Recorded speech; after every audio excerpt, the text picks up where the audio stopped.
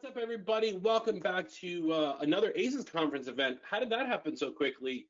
So this is going to be the first of many ACES conference continue the learning. We're hoping to do a series over the next couple of months between now and ACES conference 2022, where we're going to bring you more items, more things you can learn, more ways you can increase your business and revenue with thanks to our partner over at Toloris. Toloris is a great company to work with. Full transparency, Virtual Computers works with them. So that's neither here nor there. Let's talk about what we're going to learn today. So today we're going to learn about leveraging IoT and mobility as another revenue source for yourself. I'm very proud to introduce Chris Whitaker from Toloris, who's going to do this little presentation. We'll do Q&A at the end, but if you want, go ahead and start throwing some stuff in the web chat. Throw some things into the Slack. I'll be here the whole time to answer you. I'm going to shut up now. Chris? Yes, Hope sir. you're doing well. You got a big audience here. You got some big shoes to fill. Let's see what you can do. Man, well, I'm glad to be here, and it's funny. I was telling Justin, my wife was an Apple employee for 10 years, big Apple family, and I said, man, a chance to talk to you know technologists that are in the Apple world is always something that's pretty exciting to me. So today I'm going to kind of walk you through. This is very high level. I usually do 2.5-day workshops on these kind of topics. So to kind of get it into a 15-20 minute presentation, some Q&A. I'm going to hopefully plant some good seeds, give you some ideas. And I know we have a kind of a wide range of different experience levels and different business models out there. So I hope that this presentation kind of addresses most of, if not all of you. And I'm always open to help out, later as needed if you need another call. And that's kind of my role here at Toloris, is just an ambassador for the technology of the Internet of Things and mobility. And mobility has been around for a while, so we're going to talk about that as well. But at the beginning of this, we're going to get into the introduction to IoT and some use cases. Then I'll touch on the mobility, and then just a little bit on who is Toloris and why was I asked to help share this information. Then we'll go into Q&A. So this is what's so exciting about, I mean, again, you all of you know this. I mean, Apple's always been a very leading edge technology company as well.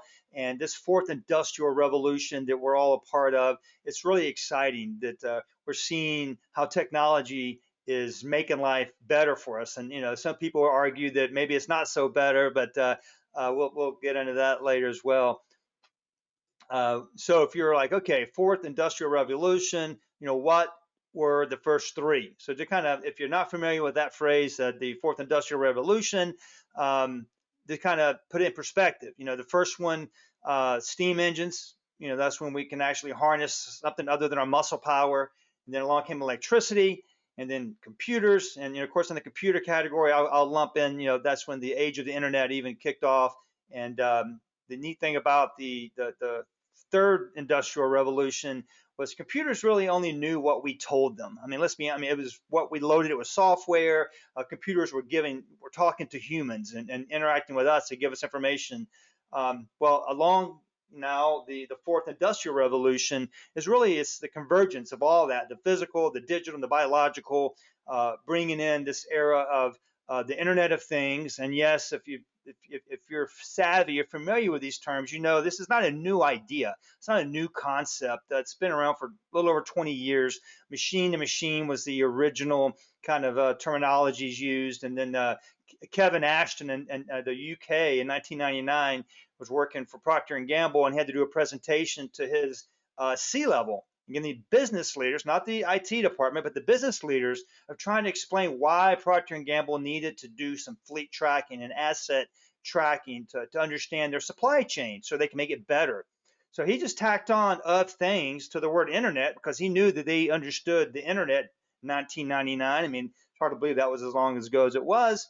But so that's kind of what brought in the phrase, the Internet of Things, this broad encompassing topic. And has since morphed into the Internet of Medical Things and the Internet of everything. And, people just having a lot of fun with it.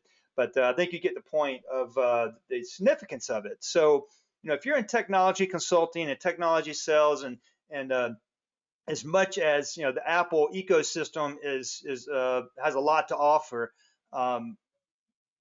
the point of me being here today is to suggest, hey, look at this as another avenue of adding value to your customers. And I'm going to break that down in a moment. But first, if you Google IoT, there's a lot of definitions out there, but this is probably one of the more basic ones I like. Um, Anytime there's an application or a thing that's collecting data or events, they're then used to generate insights, which translates into actions implemented to help improve a business or a process. So those are really a lot of buzzwords in there, and I'm going to unpack that a little bit further in a few slides when we look at the 4 pillars of IoT. But just to kind of touch on that, I mean, I have a picture of a walk-in freezer and a hospital walk-in refrigerator for medicines and vaccines, which is, I guess kind of relevant in the time we're living now. But some of the challenges with these big refrigerators, they're regulated, by the health departments and the government, and there's actually laws. They have to track what's the temperature. And up till recently, up to the last few years, I mean, the only way you could do that was have a thermometer in there with a clipboard, and someone had to go check the thermometer and write down on the clipboard. So when the inspector came once a month, once a week, or a pop-in visit, you could show, hey, look, we're tracking it. We know that the vaccines or the food or the dairy has all been kept at the right temperatures.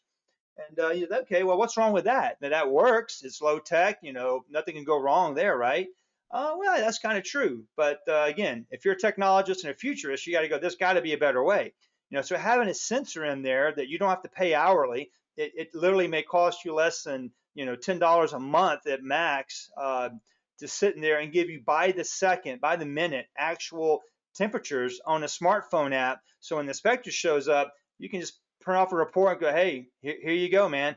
And there's even other components of this. It's not just monitoring the temperature, but it's even monitoring the power supply to these things, because the power could go out and the temperature may stay where it needs to be for a period of time if no one opens the door. Right. So there's a lot of different sensors you could put in just this one use case. And there's thousands of use cases, by the way. We won't go into all of them today just because we don't have time. But this is a very often used use case because it kind of makes sense to us. I mean, every restaurant you go to has a refrigerator in the back, and the health department requires them. Most likely, to my knowledge, there's no state or county that doesn't require it to track this information. And even though it's low tech, what happens with employees? They make mistakes. They put the decimal in the wrong spot, or they just get lazy or forgetful and they don't do it. I've actually heard a story of a large restaurant in Las Vegas.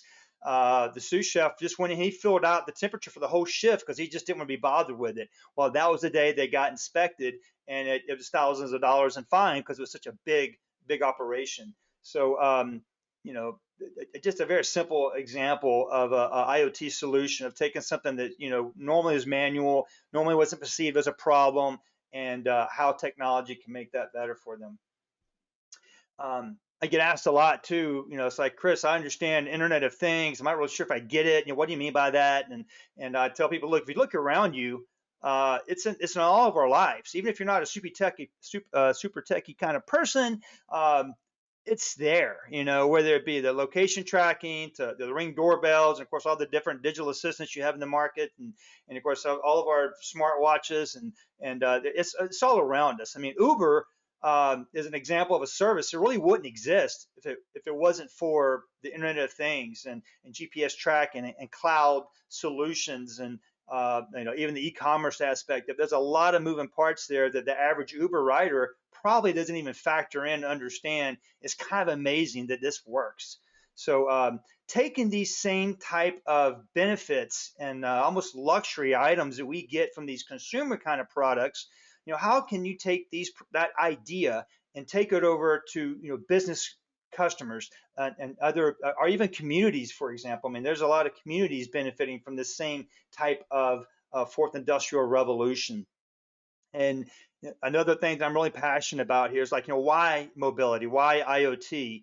It's again, depending on which website you go to, the revenue opportunity in the next year or so, it swings within a couple hundred billion, but even $500 billion by next year. That's a conservative number of what businesses are investing into these type of technologies. As a technology consultant and business person yourself, it's a greenfield opportunity. There's not a lot of people going after this business, largely because most salespeople or consultants, they don't want to broach conversations or bring up stuff that maybe they're not real familiar with. Very understandable and quite natural. So again, after this session today, I hope that it kind of plants a seed, maybe sparks some interest, and you start looking into how you can expand and go deeper and wider with your customers today. Adding that new revenue stream to your business, and of course, adding new value to your clients. Don't just stop at the iPads or iPhone type services. What else can you give them, and what other parts of their business can technology benefit them? And frankly, you're probably thinking, well, Chris, that's great, but I still don't know how to talk to my customers about these things. And that's kind of where Justin and Tina and I at Teleris, we can help you with it. So another slide, and it's hard to talk about opportunity in business without a graph. So the main takeaway from this to me is that enterprise IoT is really the biggest and largest, fastest growing part of the future of IoT, and we're still seeing the smart home devices and the wearables and the tablets and the smartphones, which are all relevant for this community here. And the other takeaway for me is they're all going up and to the right, so no big shocker there, right? Technology is here to stay, and it's just becoming a bigger and bigger part of our lives.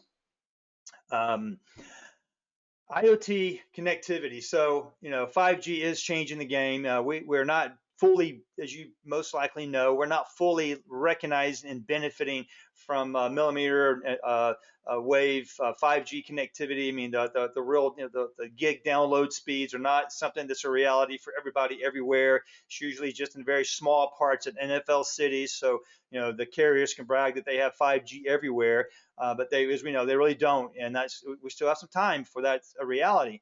But having said all that, again, you can see in the next 10 years or so, we're looking at trillions of dollars of opportunity, and it's kind of broken down in different use cases. So again, as I mentioned, I know there's a wide variety of focuses on this call, and whether you live in a community that has a large agriculture business or construction. I mean, construction's in pretty much every major city. Digitized education is a real thing. That's even more prevalent now than it was 2 years ago. The healthcare industry, whether it's a doc in a box at a Walmart, or the local urgent care provider, or just the local dentist or physician, there's so many areas of technology that IoT mobility is really changing the game for them. You think about remote patient monitoring, and even asset tracking in hospitals is a real big thing. So if you have any of that healthcare in your portfolio of businesses and customers, something to think about there. Industrial and manufacturing, anything with a fleet of vehicles with fleet tracking and asset tracking, again, really large. We're going to hit on that in a moment. Of course, just retail and connected smart cities. Just recently had a sales partner sell a small county on the border of North Carolina and Virginia, and they were having challenges with just traffic control and knowing who was coming in back and forth between this border, whatnot. And so they installed some cameras with the license plate recognition and facial recognition, and it's giving them a more insight of, especially if there's someone they're trying to catch or whatnot. It helps law enforcement be more efficient and effective. It's just one example of the smart cities.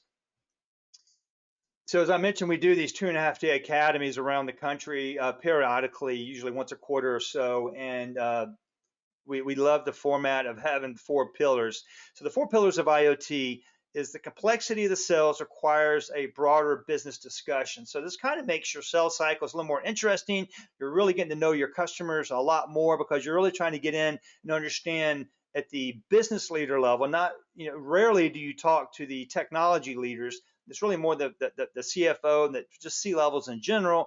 What can you do to help them leverage any kind of technology to make their business stronger and healthier? And some buzzwords I like along that line is improving the E&E, the efficiency and the effectiveness. How can you use technology to truly make them more efficient and more effective? Which clearly you average that out, that's going to impact the bottom line, providing that better outcome for the business. That's what makes this conversation very interesting, because almost every customer you have, it's a different conversation because every business is different. Everybody has different plans and different, they're at a different place. So by doing that, solving the problem with technology, that's only part of it. This is the other part that is a whole other module, if you will, is the data, the actionable data that is collected by all these sensors. Like I mentioned back to the refrigeration example, watching that temperature go up and down. Okay, well, gosh, they're resupplying the freezer at 5 o'clock on Thursday afternoon. The temperature's going to go down. That makes sense. Okay, but God, why is it going down on Tuesday at 2 o'clock in the afternoon or in the middle of the night? Someone going in there and helping themselves, they shouldn't be there or whatever. There's a lot of trends and different, we call business intelligence that you're going to get from all these sensors. And the key word there is actionable data. There's a lot of data collected, and we're finding a lot of white papers and research I've been a part of. Companies are collecting a lot of data. They don't know what to do with it. So that's another problem. And having a supplier that can help them take that data, put it into some kind of graphical user interface, some kind of portal that helps them run their business more intelligently it's very interesting to business owners. I mean, business leaders like those kind of conversations. And of course, by doing all of those, you'll find it's a positive ROI either immediately or in a very short order. Anytime you're making someone more efficient, effective, their customer satisfactions go up, even their employee morale goes up, because everyone likes to be on a team that's running at a high performance level. So this is just kind of cool how having these conversations and leveraging technology is helping these businesses that you're working with. As I mentioned earlier, there's literally hundreds and hundreds of different use cases. And talking to the suppliers that I work with daily, those are just some right now that are kind of hot. Panic buttons. I think Marriott calls it associate alert, but it's kind of it's a growing trend in the hospitality industry. And I think up to 16 states now have made it a law that they have to provide these security features to their what you call a lone worker. Think of a housekeeper, working in a hospitality setting, a hotel, motel, and maybe they're having a medical emergency. Maybe they're just being harassed by an unhappy guest, or maybe overserved or whatever. This is usually a wearable, either a medallion or a bracelet or just something in their pocket. They push the button, and yeah, you're like, yeah, that's fallen. I can't get up. That's nothing new. And you're right, but these are like on steroids. So they're actually, in most cases, there's different ways of deploying it, but oftentimes it's Bluetooth beacons. These little small Bluetooth beacons, not much larger than a $50, with a battery life of maybe 5 years or something. I mean, it just depends on again what you get. But there's actually a Bluetooth beacon in every room, every hallway, every mop closet. They're all over the place. And when you push that panic button, it connects to that closest one, and that of course is configured into the portal, and it can either alert the front desk, alert the manager, or go straight to 911 even. Just it depends on the scenario and the location and what the customer wants. So kind of a unique situation there. Even think about retail, if they're being robbed or whatnot. I mean, these are areas because sometimes a 911 call just isn't practical. You can't pick up the phone and call 911 in the middle of a crisis. So having these buttons are just beneficial to making the employees feel safer. And then preventive maintenance. Think about everything in our supply chain. Even in the Apple supply chain, it's made by a machine. There's an assembly line. There's some machine running that's making things that we use every day. So it's a pretty big area. And when those machines break, it costs them a lot of money. It holds up the whole supply chain. So there are IoT sensors, whether it be heat sensors or vibration sensors. I mean, there's some very simple things that can be put along this manufacturing process to help the operators of these organizations be kind of get ahead of the curve. If they notice excessive vibration or wobbling of some kind of device, that's clearly not a good thing. And when you have hundreds of them on the floor, you can't be observing all of them. But having sensors in place obviously is going to help them. The high dollar asset tracking, seeing a lot of that. You think about everything just being shipped today. I mean, in fact, there's a supplier now I saw that actually has passive sensor built into labels. I mean, RFIDs aren't new either, but there are new technologies coming around. They're deploying. There's a technology called LoRaWAN. It's a wireless communication platform. Deploying that nationally with net everywhere. It's pretty cool stuff. Just to see how you can actually track packages, not just because they were scanned by a barcode, but because along the route, it's being picked up by different sensors. Not too much different than the Apple AirTag, right? And then up and coming, there's every day I feel like I'm hearing about something new in this area. Residential MDUs, which is a multi-dwelling unit. So if you have any customers that manage properties, even think about Airbnbs. The new amenity is technology. It's the Ring doorbell. It's the Nest thermostat. It's a lot of the things that kind of are in our world. Smart outlets, even air quality sensors. I mean, in this era that we're concerned about transmission of airborne diseases, when there is a concentration of CO2 in a room or in a hallway or stairwell, for example, that indicates you have poor ventilation. And when there's poor ventilation, we know there's a likely higher chance of inhaling some type of bad air, right? So anytime those sensors go off, it kicks in the vents and the HVAC and just helps that situation. That's kind of neat how technology can kind of help us there. And then the connected communities I touched on a little bit. I think parks are really a lot of cities and townships and municipalities are trying to make their parks more of a place for the community to come together, get out of the house, and have a healthy lifestyle. So it costs money to run these parks. You can't light up a park all night. There's no one there. So even the motion sensors and smart cameras, smart computer vision, if you will, knows when people are there. You can dim the lights or turn them off. Or it can even, there's artificial intelligence that can sense if someone, has bad intentions, maybe carrying a gun or a bat, that swinging it, not on the baseball diamond. Or I mean, there's just there's a lot of different technologies that are kind of surprising, but they're being deployed and they're keeping communities safer. And then retail and school systems, we actually do, speaking of people with bad intentions, I mean, it probably breaks everybody's heart. So if like once a quarter, every so often you hear about some student was upset and took a gun to school, and either got caught, hopefully, or worst case, went through with some type of mass shooting situation. So using technology to protect either large work campuses or schools, we actually have vendors. That's all they do. I mean, one's called Defendry comes to mind, and they use all this, smart artificial intelligence using cameras and locking the doors and putting ballistic glass in the front doors. I mean, so when they sense that there's someone coming in with a gun or a rifle, they can actually lock all the doors on that side of the building and alert the whole building and call the police right away. So before the perpetrator even gets to the front door, he's getting shut down. He or she's getting shut down before it happens. So it's kind of cool to can just think beyond how we're using technology today. How can you extend it? On the home stretch here, just a few mistakes to avoid. I see this happening a lot when you hear about a new technology, you hear about a new revenue opportunity. It's sometimes as entrepreneurs we just want to attack it. As much as I believe that's a great strategy to have a lot of passion toward what you're doing, just be very mindful. If there's no opportunity to increase efficiency and effectiveness, there's no budget.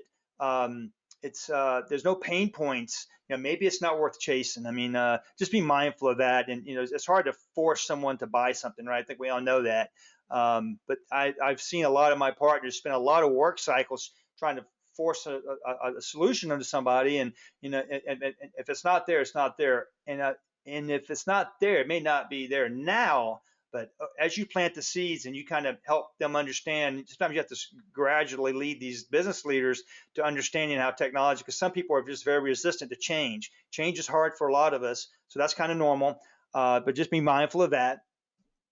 In this space, I'm sure maybe in your world, we do something called proof of value, proof of concept, a pilot or a lab. So the second area is just be mindful of, when you're going to deploy something, and especially if you've never done it before, or if it's a new technology or a new vendor, ask about these 30-day proof of concepts or proof of values, so you can prove to you yourself and to your client, hey, this is going to do exactly what we said it's going to do. And a little tip there: if you're going to go and do a pilot or proof of concept, identify what success looks like up front. Meaning, hey, John, you told me you needed that refrigeration monitor you got fined last month. If this solution does exactly what we say and it pops up on your smartphone and alerts you if there's a problem, this is something that you want to go forward with, right? Right, great. Okay, now you know you're really 99% there. And then last point, trusting but verifying. I really say the mistake to avoid is trusting and not verifying. And what I mean by that is, as you work with new suppliers and vendors in our world, that's not uncommon. Have pre-calls with them, get to know them, understand their value prop, understand what the call. If you're going to bring one of your customers in front of us, another third-party supplier that's going to help bring in a solution, just make sure you're aware of their talk track. Make sure they know their role in the conversation. Those are all important things to keep in mind. Justin, how are we doing? It's 1:33. Do I got 5-10 more minutes or? Yeah, you're good. Okay. So that was a lot about IoT, which again, that we could go 2.5 days on that or longer. We have about a half dozen really solid IoT providers in our portfolio that I'm going to tell you about in a moment, how to find out who they are. That makes it all one bundle. I mean, there's a lot of ways you can either build an IoT solution or you could buy it. Building it takes 12 to 18 months, and over half of them never make it to market, or you could buy it off the shelf and tweak it just a little bit. So back to mobility opportunities. This is a world that, if you're in the smartphone business, you may already know all this. I don't know, but there are other opportunities to make, earn residual commissions or even large upfronts, depending on which carrier and which supplier.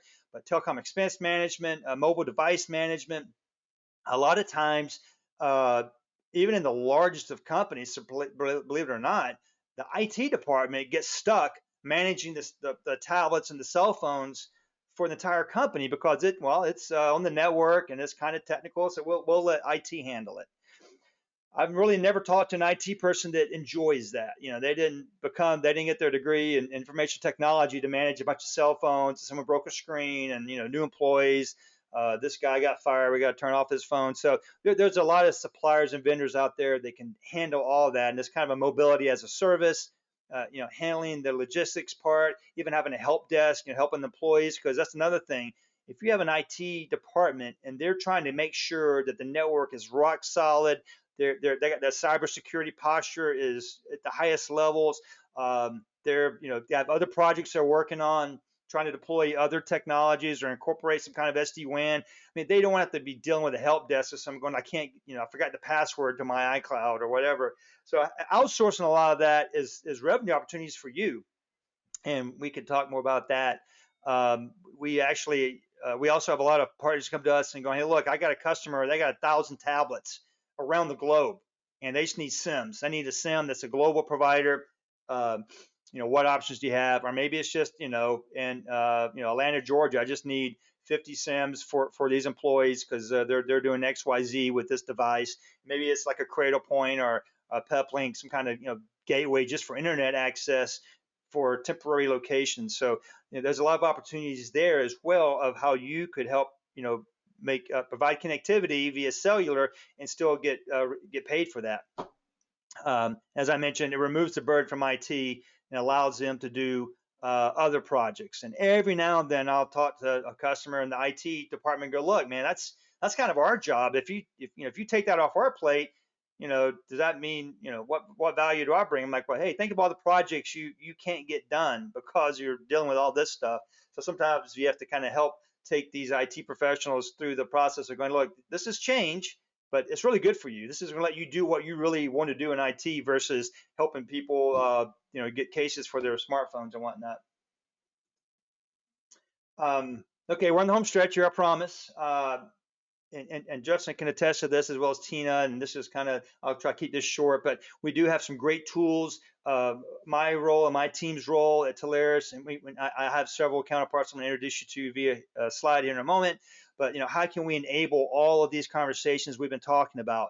We have something called a product matrices in our back office, and you can see there's different ones you can click on, from hosted voice and SD-WAN all the way down to IoT and mobility. And that's one I'm going to show you kind of a sneak peek of a screen. So this is an interactive chart where you can click on at the top, where you need a management platform or a temperature and humidity sensors or smart lighting. So you can click on different categories, and as you click on them, it eliminates the providers that do not do those things. So if you know what you're looking for, and we have the same thing over here in mobility, where there's 4G backup, expense management, lifecycle management, hotspots, bring your own device, management tools, FirstNet, which is an AT&T product for law enforcement and first responders. There's a lot of different options here, and it can be overwhelming. I always tell partners, don't boil the ocean. Stick to your swim lane.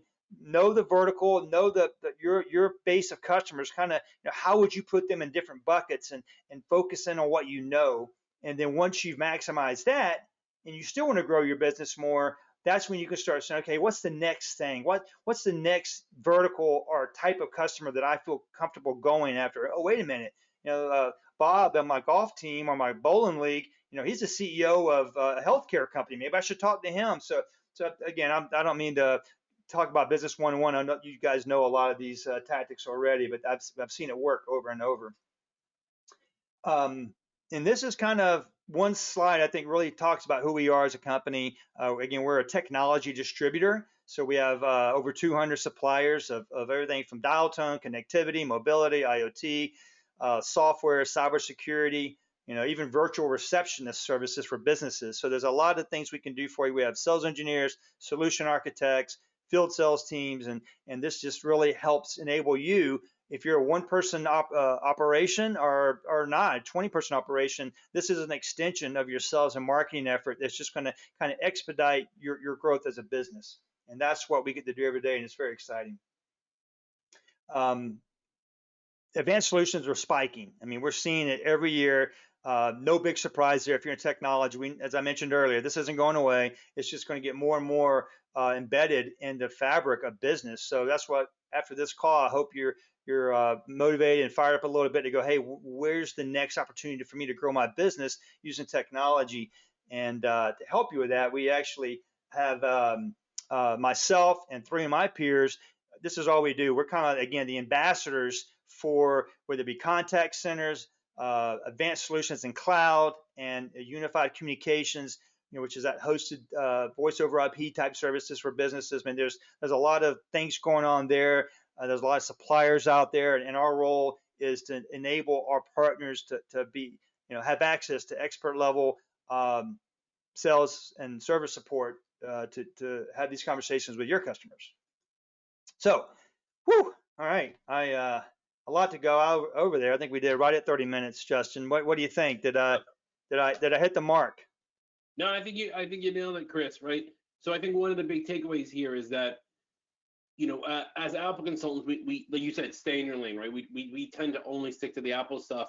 And I think as members of the ACES community, what we've been trying to teach everyone who comes here is that there are other lanes that you can get into, even if you're not an expert swimmer, and to use the analogy, right?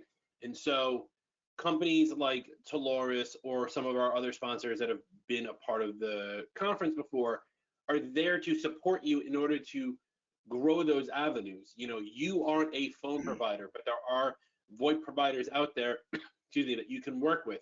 You don't need to sell the smart lighting or the 5G backup.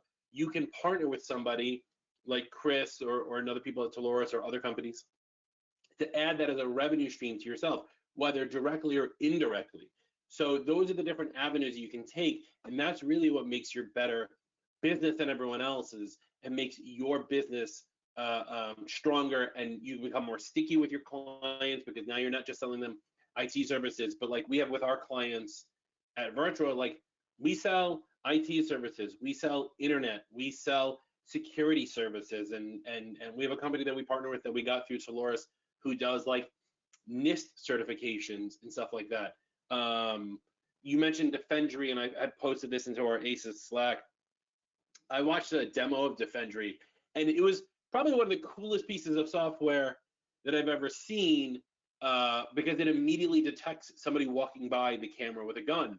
So now, for a school that we take care of, now we have to sell them cameras and we sell them Defendry. So now we're selling the whole IoT package, and getting a little piece of this, even though we're not really the ones who are installing or selling it. So it's kind of like, you get a little piece of it here, a little piece of it there, but my client always comes to us when there's something wrong with it, and then we get it taken care of. So there's a lot of different avenues you can take when selling services such as an IoT thing. I think that kind of sums it up, right? Yeah. Can I take? I think I could. I told her she should hire me to do the wrap ups. Great job, Uh, Justin. Could have said it better myself. right. So if anyone has any questions, please start posting them in the ACES Slack or here in WebEx. I don't see any coming through right this second.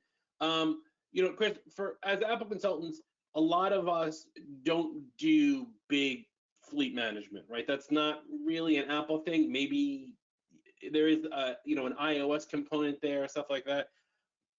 What is like on the, let's go to the other side. What do you see in IoT on the smaller scale that can still create some sort of monthly recurring revenue, or something that someone who's doing small to medium business, let's say the company that they're handling is no more than 30 people, right? Like, what would be an opportunity or something that they should be looking for when they go into their clients and speak to their 30-person client?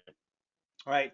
I mean, I would even say, if you think about, if you have a small organization, they have any employees that travel around their own cars. I mean, there's solutions that can help with T&E expenses, or tracking mileage and all that.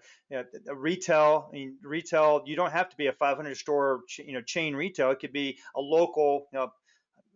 I've always used the phrase, it's not offensive to anybody, but mom and pop, right? A small, locally owned company. How can they use technology? And you mentioned earlier too, about maybe fleet management and logistics is not an Apple thing, but I know a lot of logistics and fleet companies. They used to have clipboards, and clipboards are gone. What's replaced them? Tablets, iPads. Looking for areas, I think, of how you can just kind of take what was once considered acceptable, and it's like, how can we evolve it and use technology? And that is the challenge. I think, is there, I get asked a lot, is there like a one pager or a cheat sheet? And I'm racking my brains and trying to figure out how to make this easier. But the reason it's challenging is because there are thousands of different conversations to be had. So it's really hard to put it all on one pager. But I think the key takeaway is understanding your client's business, and are there areas that technology would make their business better or easier for them to operate? Are there part of their operational budget that they would like to decrease? Are there areas of their business they would like to increase safety, maybe employee morale or customer satisfaction? And there's probably a sensor for that. It's just identifying what those problems are, what's the hot buttons. I'm thinking of, again, the refrigeration monitoring, it's used a lot because it's a good one. Think about every little small mom and pop pizza shop, a deli. There's a lot of small, maybe 5 to 10 employees. They need that. I mean, this is going to help them. But all you got to do is say, hey, does the health department ever come by and inspect your tracking of the refrigeration in your freezer? Oh, they do? Have you ever been fined? No? Okay, well, what is the fine? Do you know? I mean, I don't know. That kind of having that conversation. Right. You hate to use that fear, uncertainty, and doubt, but sometimes that's what it takes. It's like it's like insurance. You want to wait till you get a fine, or you want to go ahead and implement this solution now. So we actually have partners that are selling 1, 2, 3, 4, 5 refrigeration monitoring solutions, and they're not. Here's the thing. I mean, the smaller ones, you're not going to retire on these deals. They're not super expensive, right? But oftentimes, again, sometimes those small companies, what happens is they get successful, they become big companies, right? So you're getting in early, growing with them, and those little refrigeration sensors, now they're like, hey, by the way, yeah, we have delivery services now, and I'm delivering. I'm leaving the city. We're going to deliver statewide now, and I need to track my vehicles or whatever. So it oftentimes does build on that, and that's a great thing about technology sales in general. Once you get in there and you become the person to call, and you say, look, pretty much anything you need, I have access to help you with. Maybe it's not always going to be IoT mobility. Maybe it is that UCaaS or some other solution, and having access to technology partners that can help you sell it and make sure you paid on it is how you're going to grow your business, right? Right. So we do have a question coming in here from Barbara who says, are there data consolidation tools which can collect data from multiple devices or multiple brands for a unified dashboard and alerting system?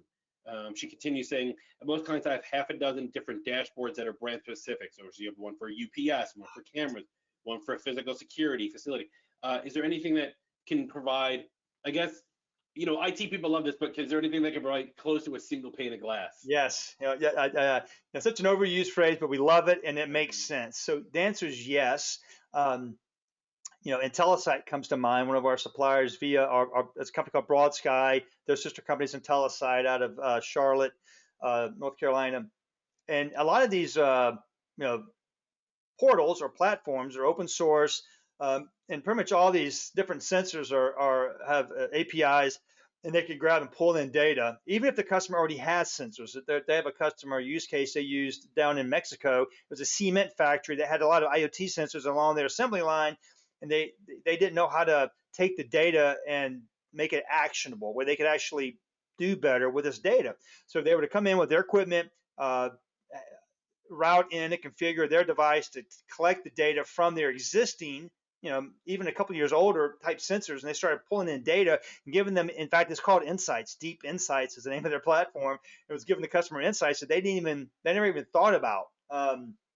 To help them become more efficient and effective. So that is was a big inhibitor of IoT years ago, because before they figured that out years ago, that hey, we need to be more open-minded to how we approach this. You literally had to log into 3 or 4 or 5 different portals to get your information, and again, that's not efficient and that's not effective, which is against the whole idea of being efficient and effective. So there are providers we have that can take that multiple data inputs and put it on one pane of glass. Yeah. So that might answer. I do also like that, one of the other offerings within the IoT and mobility space is something that we tend to look over a lot, especially once things are working, which is 5G or LTE internet backup, right? You mentioned the pizza place earlier, and I just ran into this where I went to get a bagel, and the bagel store's internet was down, so they couldn't take my credit card. So I had to go next door and pay like some obscene fee to the ATM to get cash, because I never carry cash anymore to go buy my breakfast, right? Like, sell your clients on internet backup, right? That's, even if you want to like get a little taste of what it's like, a small thing like that, or the next level up would be SD-WAN. Maybe we'll do a thing on SD-WAN. Absolutely. On that, and then bring those things up like that. There's a great way to build up your rapport with these clients and get a little bit more sticky. I don't really see any other questions coming through, but I'm sure we'll get bombarded with them. So Chris, thank you so much for being a part of this and sharing some information about IoT. Anyone who's listening, please, if you want to get connected with Flores, just shoot me a DM on Slack or email me, justin@acesconf.com. I'll put you in touch with the right people over there to get you in touch with them and get everyone, because it's by region. So I have to know which representative to email, and I'll get you set up with them. And this way you can start leveraging these things. I'll tell you this, and I've been very open and honest about this, like the Dolores book of business that Virtua sells is equates to like one major monthly client contract. But that's the kind of referral money we're getting in on this, selling anything that we can under the sun from them, whether it's IoT, security, internet, VoIP services, even things like, I know a lot of people like to use like PAX 8 for Office 365, but if you don't want to become an Office 365 reseller, there are Office 365 resellers through the Dolores platform. And again, this isn't for me selling you on them, but the idea is there are companies like Dolores that will help you grow your business in other avenues and allow you to stay sticky with your client, and at the end of the day, make more money, which is really what being an ACES conference member is all about. So again, my thanks to Chris. Yeah, you got one more thing? What's up? Just one more thing, if I could just plug my that's self-serving. That's a very Apple move. One more thing. Exactly. Oh my goodness. So if you like a little bit of anything I said, there's 2 ways I could continue to pour into your business and help you. If you follow me on LinkedIn, Christopher Whitaker, you can't miss it. I do a lot of Wednesday wireless walks, and it's like a 2-minute overview of what's going on in the industry, or what's the latest and greatest, or a cool use case I heard. So it's just kind of peppering you with just stuff to kind of keep that going. And I also have a podcast called The Wireless Way, and it's been a little side project, but I love doing it. And I've been bringing on more and more industry, icons of all walks of life, all different types of technologies. But it has a very technical kind of aspect to it, with a human interest story aspect. So they're usually 20 to 30 minutes. And I would appreciate it and be honored if you would consider listening to those. And it's also the wirelessway.net website address. So thank you so much, Justin. I hope it's helpful. I do have a heart and a passion for helping people grow their businesses, and getting more of that share of the wallet is another cliche we'd like to hear about. How can you go deeper and wider, land and expand? It's really hard to grow your business by doing the same things you did last year. I mean, you kind of need to think, what can I do different? What can I add some additional value? Because adding value and giving a good outcome, that's what people want to buy, right? So thank you for having me. Yes, thank you. And thank you for everyone who participated in ACES conference and joined this. Stay tuned. We'll have more of this throughout the rest of the year, beginning of 2022. That's it for us here at ACES conference, and we'll see you soon.